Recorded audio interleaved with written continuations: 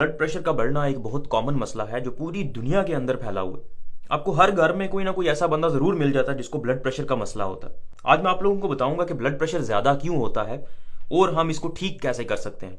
एक तो दवाइयों के जरिए ठीक करना होता है और दूसरा होता है बगैर दवाइयों के नेचुरल तरीके से, कुदरती तरीके से हम कैसे ठीक कर सकते हैं। तो आइए स्टार्ट करते हैं। सबसे पहले ब्लड प्रेशर बढ़ता क्यों है। ब्लड प्रेशर को समझने की जरूरत है। खून का प्रेशर, देखिए खून नालियों के अंदर मौजूद होता है, आर्टरीज के अंदर, वेन्स के अंदर मौजूद होता है। अब जब उनके अंदर प्रेशर बढ़ता है खून का, उसे ही हम कहते हैं ब्लड प्रेशर ज्यादा हो गया। प्रेशर कैसे बढ़ेगा? देखिए खून की नालियां जब तंग हो जाती हैं तो खून तेजी से गुजरता है, उसकी वजह से उसका प्रेशर बढ़ जाता है। ये बिल्कुल ऐसी है जैसे आपने पानी का पाइप पकड़ा हुआ है, उसको अगर आगे से आप दबाते हैं वो नैरो हो जाता है। जब वो तंग होता है, नैरो होता है, तो पानी का प्रेशर ज्यादा हो जाता है। बिल्कुल ऐसे ही खून का प्रेशर नालियों के अंदर ज्यादा हो जाता है जब खून की नालियां तंग हो जाती हैं। अब आपने खून की नालियां जो तंग हैं उनको थोड़ा सा डायलेट करना है, ओपन करना है। यही ब्लड प्रेशर की ट्रीटमेंट है, इसी से आपका ब्लड प्रेशर ठीक होगा। मैं आप लोगों को कुछ ऐसे टिप्स देता हूं जिनसे आप ये काम कर सकते हैं दवाइयों के बगैर।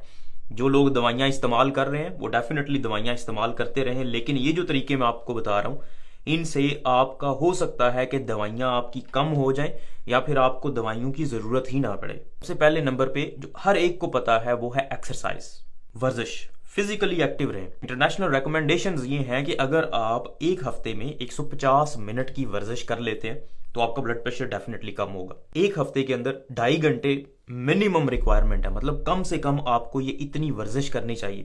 और ये मॉडरेट इंटेंसिटी की है, मतलब आप ब्रिस्क वॉकिंग कर सकते हैं, तेज तेज चल सकते हैं। इतनी ज्यादा इससे एक्सरसाइज आप करेंगे आपका ब्लड प्रेशर उतना ही बेहतर होगा। जरूरी नहीं है कि 2.5 घंटे एक ही दिन में आपने करने हैं, वक्फे वक्फे से आप 3-4 दिन के अंदर उसको डिवाइड कर लें या पूरे हफ्ते में आधा आधा घंटा आप एक्सरसाइज कर लें। तो इस तरह से आपका ब्लड प्रेशर बेहतर हो जाएगा, ब्लड प्रेशर में कमी आएगी। दूसरे नंबर पे है नमक के अंदर कमी लेकर आए। जितना हमें चाहिए होता है उससे कई ज्यादा नमक हम इस्तेमाल करते हैं, उसकी वजह से ब्लड प्रेशर ज्यादा होता है। नमक के अंदर सोडियम होता है और सोडियम खून की नालियों को तंग कर देता है, और जब खून की नालियां तंग होती हैं तो आपका ब्लड प्रेशर ज्यादा हो जाता है। तीसरे नंबर पे पोटेशियम रिच फूड इस्तेमाल करें, ऐसी खुराक जिसके अंदर पोटेशियम ज्यादा है। ये सिर्फ उन लोगों के लिए है जिनको कोई गुर्दों का मसला नहीं है या शुगर के मरीज नहीं है, क्योंकि पोटेशियम जो शुगर के मरीज होते हैं या जिनको गुर्दों का मसला होता है उनके अंदर ज्यादा हो सकता है। इसलिए ये सिर्फ उन लोगों के लिए है जिनमें सिर्फ ब्लड प्रेशर का मसला है, बाकी किसी और चीज का मसला नहीं है, शुगर नहीं है, गुर्दों का प्रॉब्लम नहीं है।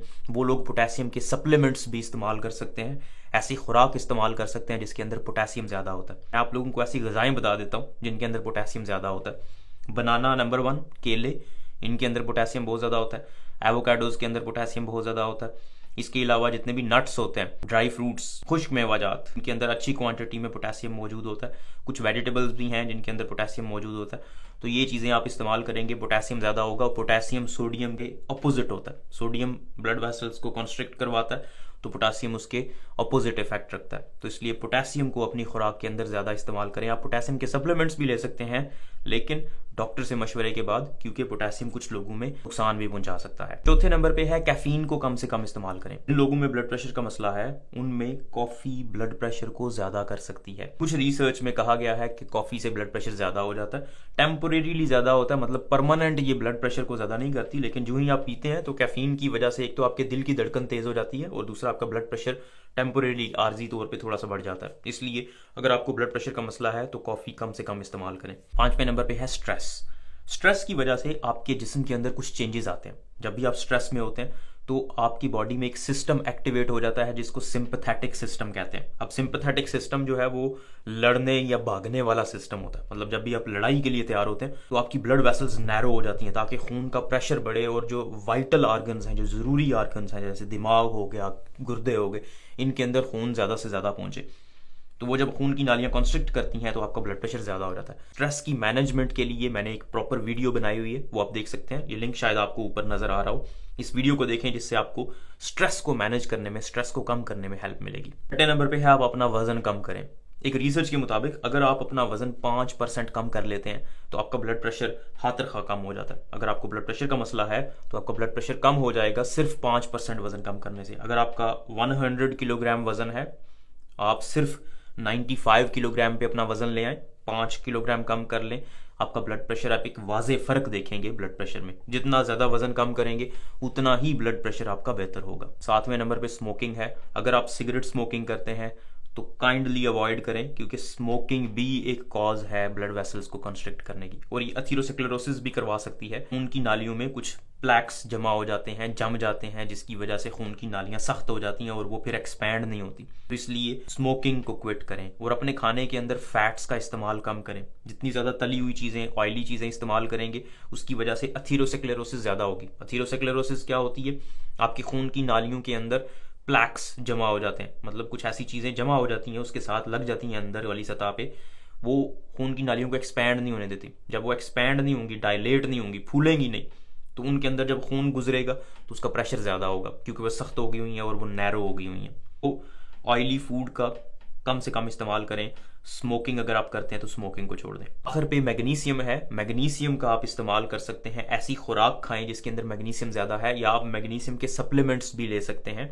मैग्नीशियम के ऊपर मैंने एक प्रॉपर वीडियो बनाई हुई है कि मैग्नीशियम की कमी की वजह से क्या क्या अलामात आती हैं, और उनमें से एक ये प्रॉब्लम भी है, लो मैग्नीशियम। अगर आप में मैग्नीशियम की कमी है तो आपको ब्लड प्रेशर का मसला हो सकता है। एक रिसर्च के मुताबिक लो मैग्नीशियम लिंक किया गया है हाई ब्लड प्रेशर के साथ। तो मैग्नीशियम की कमी को पूरा करने के लिए आप कुछ खुराक है ऐसी जो आप इस्तेमाल कर सकते हैं।